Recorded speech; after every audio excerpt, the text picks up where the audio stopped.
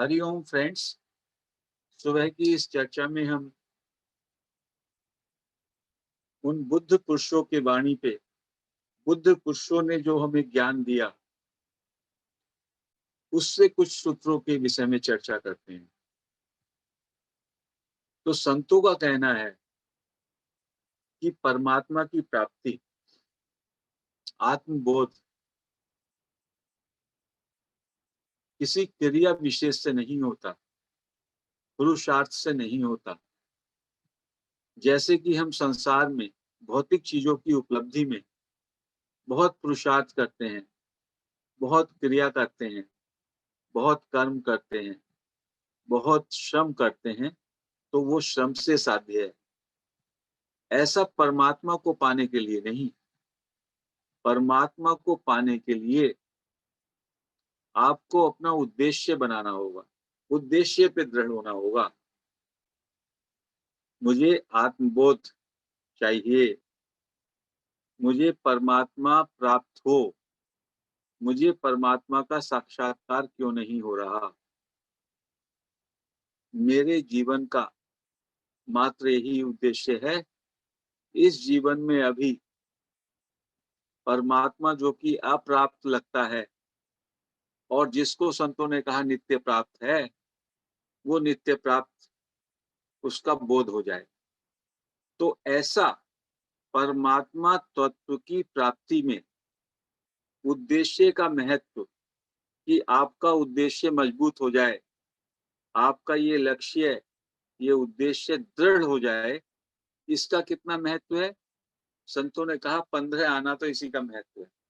यदि आप में अपने उद्देश्य के प्रति you have to realise yourself, आपको अपने निज स्वरूप में वापस स्थिरता चाहिए,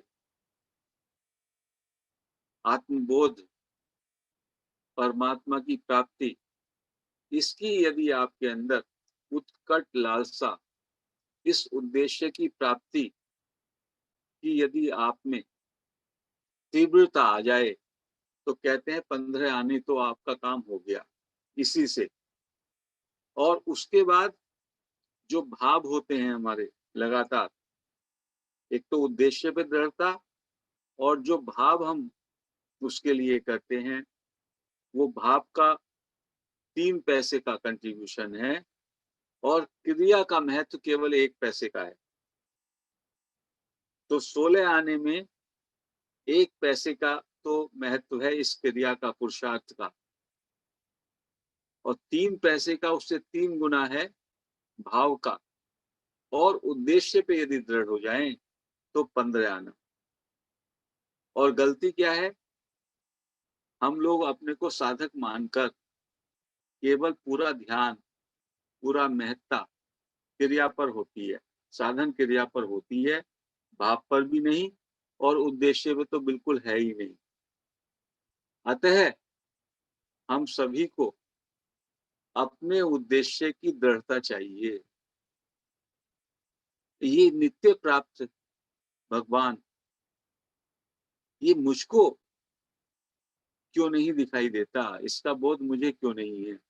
मुझे इस नित्य प्राप्त की प्राप्ति अभी इसी क्षण हो, ऐसा दृढ़ उद्देश्य हो जाए।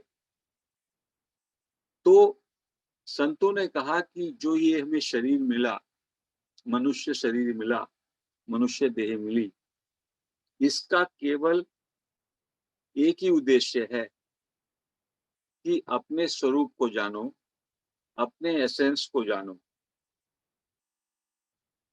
वास्तव में ये शरीर हमने अपनी इच्छा से नहीं लिया। ये शरीर ईश्वर ने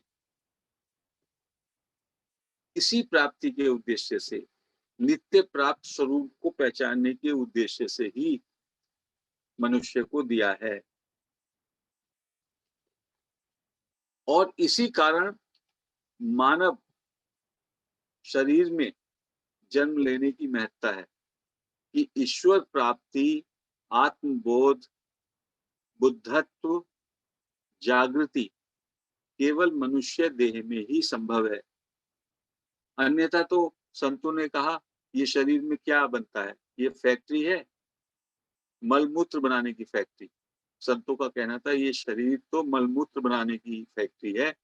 इसमें गंगा, यमुना जैसी पवित्र नदियों का भी आप जल डालोगे, वो भी मूत्र में बदल जाएगा। तो इस शरीर की और क्या महत्ता है?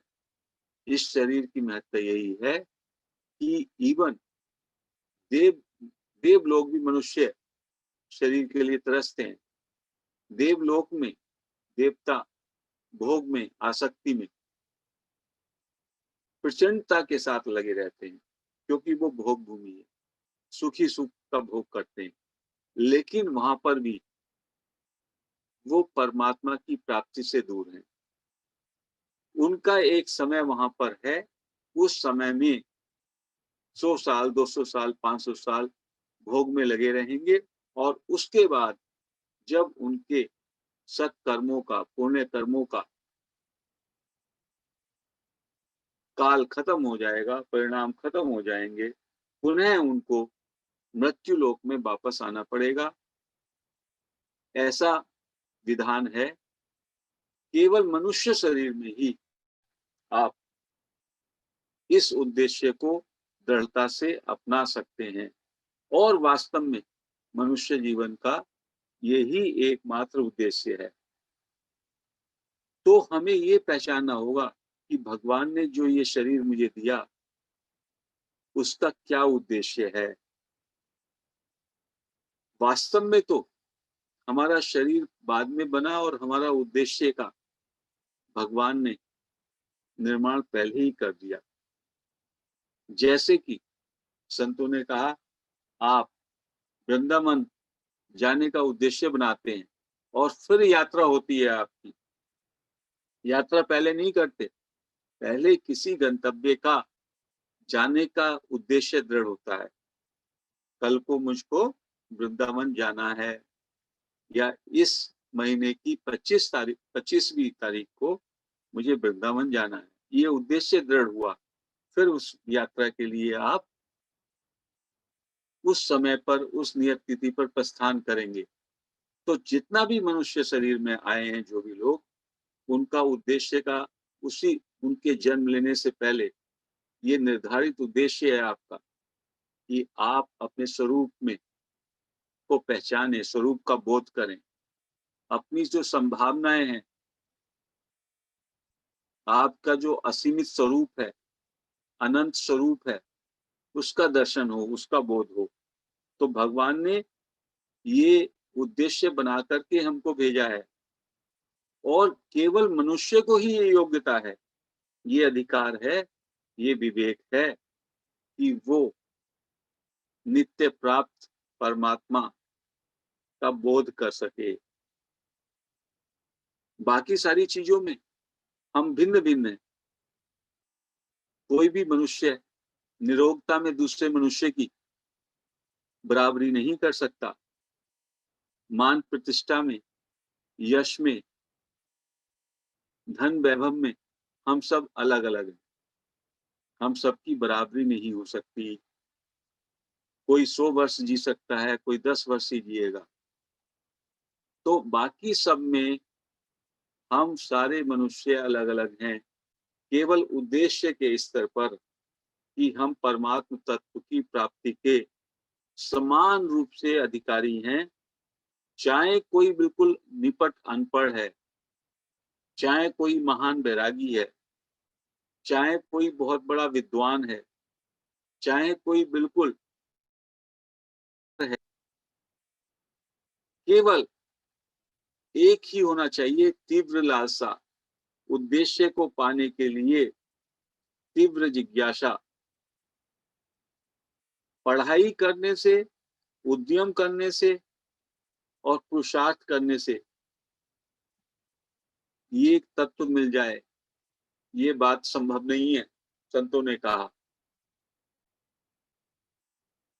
पूरे दिन में 24 घंटे में आधा घंटा भगवान की प्राप्ति का भी देते हैं। सुबह को बैठे, और सुबह को जब हम बैठते हैं, हमारे जो दिन की व्यस्तताएं हैं, मन तो हमारा धन में पड़ा है, मन तो अपने परिजनों में पड़ा है, मन तो संपत्ति में पड़ा है। तो ध्यान में बैठते हुए भी उन इच्छाओं का, उन वासनाओं के हम दास हैं। तो वो क्यों है?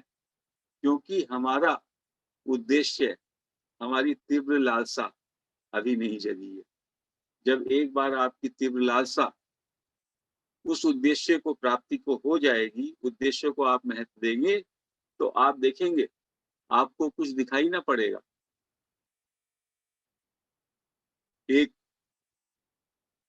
लेडी, ओल्ड लेडी की का एक कथानक है, जिसकी जगह-जगह चर्चा होती है कि एक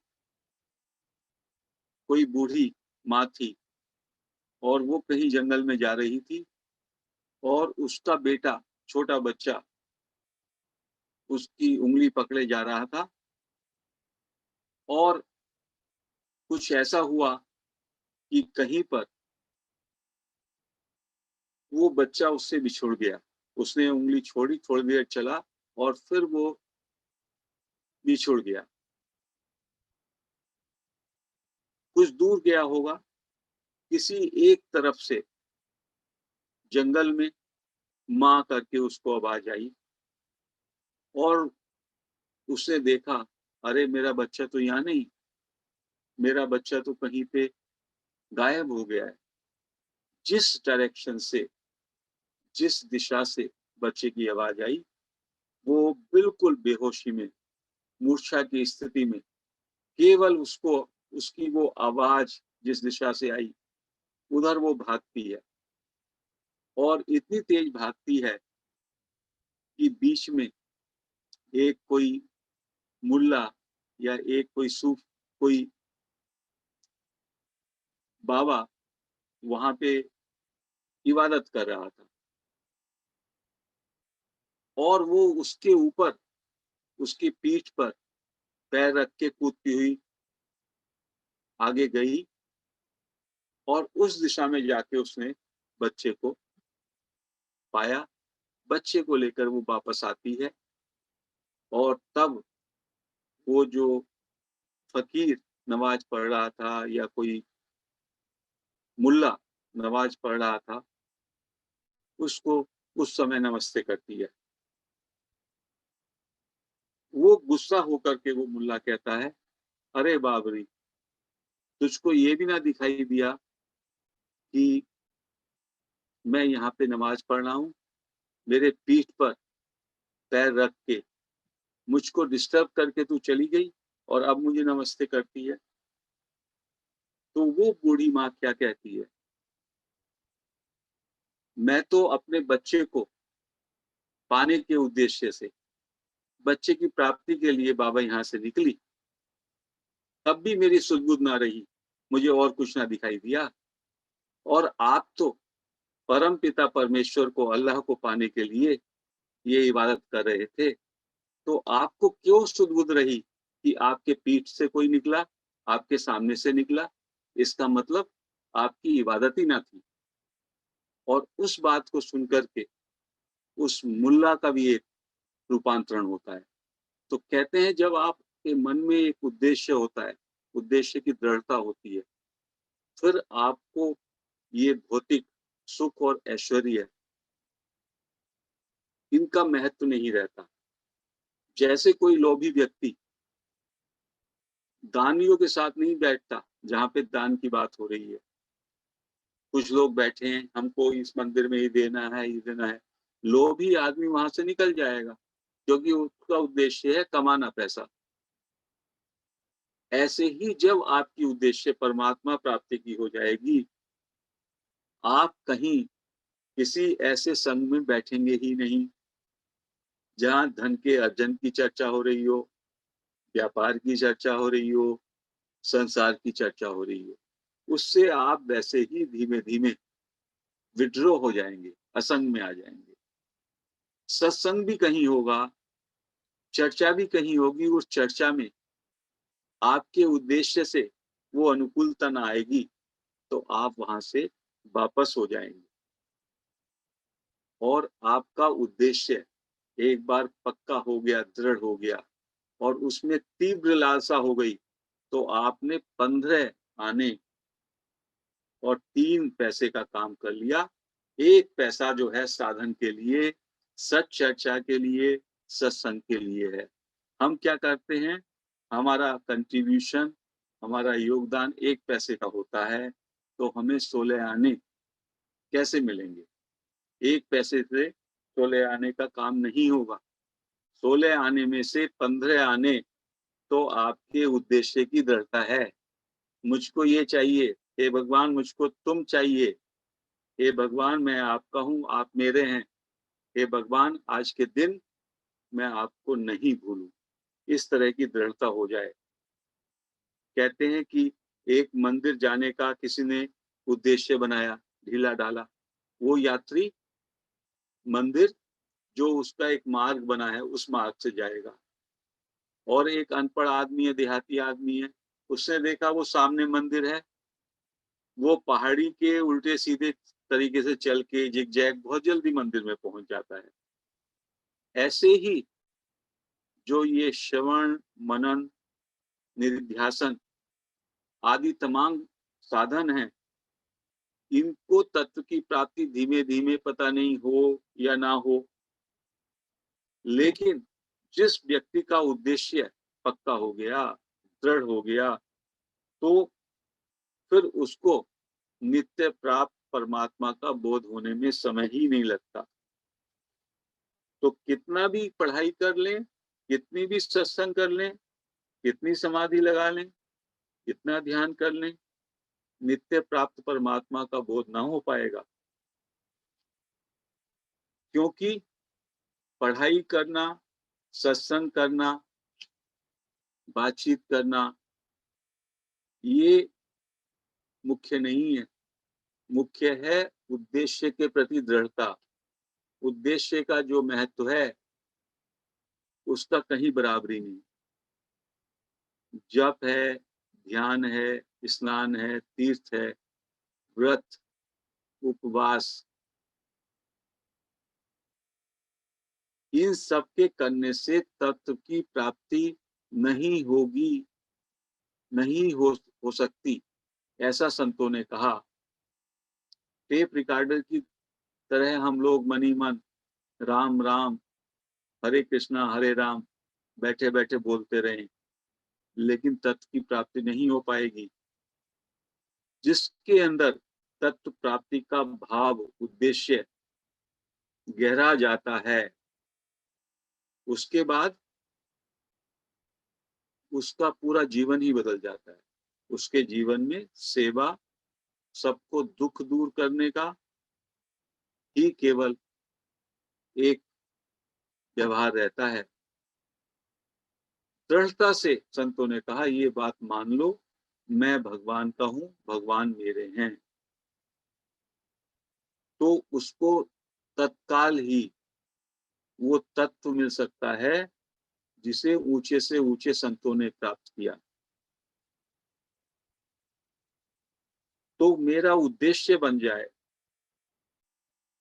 और उद्देश्य की दृढ़ता इस बात पर, उसका मानक ये है, उसका वो उद्देश्य में मैं दृढ़ हुआ कि नहीं हुआ, इसका जो आधार है जज करने का, वो ये होगा, उसके बाद किसी तरह का लोभ, किसी तरह का परिजनों से मोह, किसी तरह का चिंता और डर आपको विचलित ही ना कर पाएगा। फिर किसी से क्या डरना, मुझे तो, मैं भगवान का, भगवान मेरे, भगवान की, नित्य प्राप्त भगवान का, वो बस मुझे उसमें दृढ़ उद्देश्य हो जाए, साक्षात्कार का। वो भी एक डेल्यूजन है। इनफैक्ट जब आप ये मान लेते हैं, कहते हैं उसी टाइम पे तत्काल प्राप्ति हो जाती है, आप स्वरूप में ठहर जाते हैं। स्वरूप से दूर क्यों है? लोभ के कारण, आसक्ति के कारण, भोग के कारण, अपने जो मैं ये शरीर हूँ, इस मान्यता के कारण। जैसे ही आपके उद्देश्य की में दृढ़ता आएगी, आपका ये अज्ञान, ये भ्रम मैं शरीर हूँ, ये टूट जाएगा, तुरंत टूट जाएगा।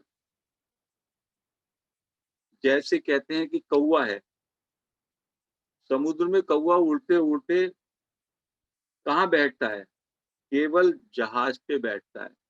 ऐसी आपका उद्देश्य जब परमात्मा प्राप्ति का हो गया, तो आप संसार रूपी जो ये भव सागर है, इसकी लोभ और आसक्ति से खुद ब खुद दूर हो जाएँगे और फिर आपके लिए तत्व प्राप्ति दूर ना रहेगी। 15 आने का काम उद्देश्य से और 3 पैसे का काम भाव से और 1 पैसे का काम में ये सब आता है।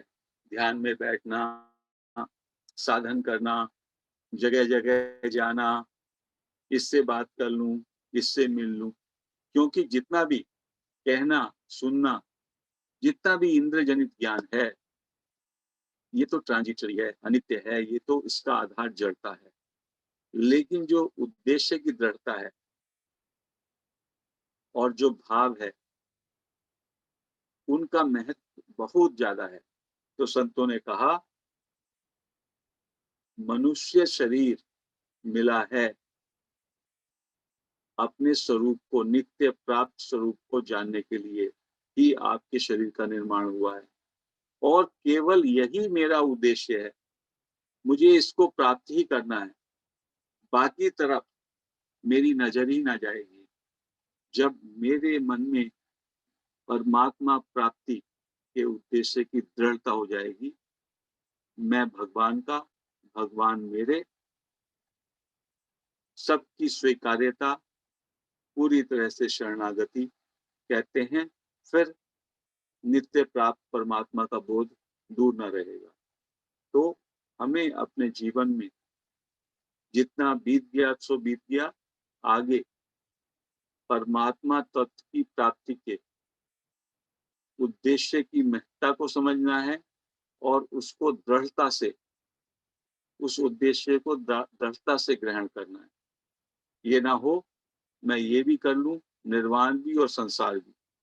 आज धाराएं हैं कुछ, निर्वाण भी होगा, संसार भी होगा, दोनों विरोधी धाराएं। केवल आप संसार का निर्वहन सेवा के लिए कीजिए, शरीर और साधनों को सेवा में रख दीजिए, अपने परिजनों के, अपने कुटुंबीजनों के, अपने मोहल्ले वालों के, समाज के लिए। ऐसा संत कहते हैं। अपने लिए कुछ भी नहीं, अपने स्वयं के लिए भगवान की प्राप्ति, वही मेरे जीवन का उद्देश्य है। उसी लिए मुझे ये मनुष्य जन्म मिला है और मुझे वही चाहिए। हे भगवान, तुम मेरे, मैं आपका, ऐसा लक्ष्य रहे। हे भगवान, मैं आपको कभी ना भूलूं। तो कहते हैं परमात्मा प्राप्ति में कुछ देरी ना लगेगी, ऐसा संतों ने कहा। तो आज हम इस चर्चा को यहीं पर विराम देते हैं। हरि ओम।